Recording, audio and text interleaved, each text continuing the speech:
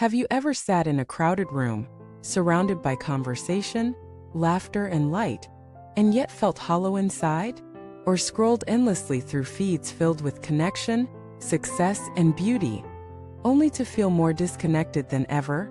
You're not alone. This emptiness, this silent void, is one of the most common yet least discussed experiences of modern life. Welcome back to the channel. Today we're exploring what happens when life feels empty and how to reconnect with something much greater than yourself. The universal flow. This isn't just a spiritual concept. It's a reality that pulses through everything from galaxies swirling above us to the cells within your body. And once you tap into it, the emptiness doesn't disappear, it transforms into a space of possibility, creativity, and connection. Let us begin with the silent void. Why do so many of us feel empty? Paradoxically, in an age of endless communication, we feel more isolated than ever. We can connect instantly with anyone in the world, yet struggle to connect deeply with ourselves. Our lives are filled with stimulation but starved of meaning. The void shows up subtly in boredom, in restlessness, in the quiet sense that nothing quite satisfies. At the root of this is the illusion of control. We cling to outcomes. We plan meticulously. We attach our peace to things going our way. But reality doesn't bend to our expectations.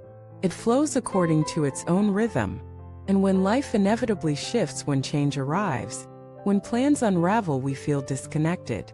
The void whispers, "You're not in control." But here's the truth. That emptiness isn't proof of something broken. It's an invitation. A signal that you've drifted from the natural current of life, the universal flow. So what is this universal flow? Think of it as the underlying intelligence of existence. Beyond spirituality, even science reveals it. Look at galaxies spiraling in perfect proportion, rivers carving paths through stone, or the rhythm of your own heartbeat. Nature is in constant motion, not forced, not frantic, but flowing. From the microscopic dance of electrons to the migration of stars, everything belongs to a larger harmony. And you are not separate from that. The connection you're longing for isn't something you have to earn, achieve, or search for. It's already here. It's not about finding something outside of you. It's about remembering what has always been true. You are part of the flow. The void appears only when you forget. So how do we remember? How do we reconnect? Start small. Begin with mindfulness and action. You don't have to meditate for an hour a day to feel the flow. You can touch it while washing dishes, walking to work, or sipping tea. When you bring your full attention to a task, feeling the water on your hands, noticing the rhythm of your steps, savoring the taste of the tea, you merge with the present moment. And in the present, flow always lives. Another pathway is creative expression. Write, paint, dance, sing. It doesn't matter if it's good. What matters is that it moves energy through you. Creativity is a direct channel into universal flow. When you lose track of time in creative play, you're not escaping the void, you're transforming it.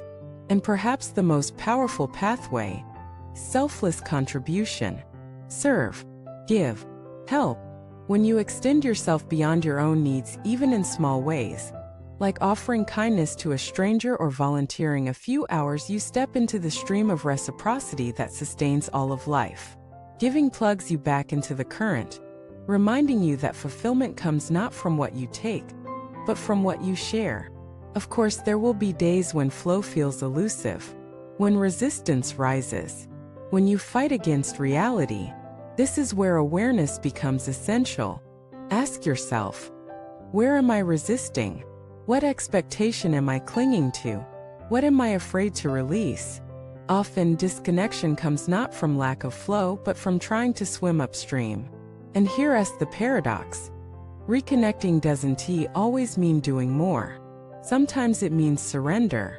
Not giving up, but letting go. Trusting that the current knows where to take you.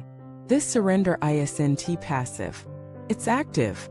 It's choosing to align with what is, instead of demanding what isn't. It's cultivating patience when outcomes delay. It's leaning into uncertainty with trust instead of fear. So how do you sustain this flow long term? Build daily rituals. They don't need to be complicated.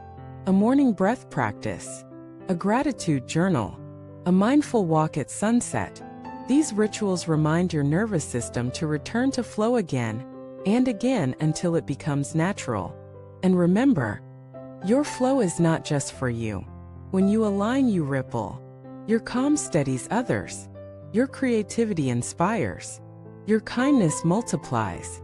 The flow you embody becomes medicine for the collective. This is the truth. Emptiness is not a void to fear. It is a doorway. The very place where you stop controlling, stop striving, stop pretending, and remember. Remember that you belong to something vast, intelligent, and eternal. So when life feels empty, don't run from it. Sit with it. Listen to it. Let it point you back to the flow that has always carried you. I want to hear from you. What practices help you reconnect when you feel lost or empty? Where in your life have you experienced moments of effortless flow? Share in the comments your story, maybe the spark someone else needs today. And if this message resonated, subscribe for more explorations of spirituality, psychology, and practical wisdom. Like it, share it, help ripple this flow into the world. Because you are not separate. You are the river, and the river is you.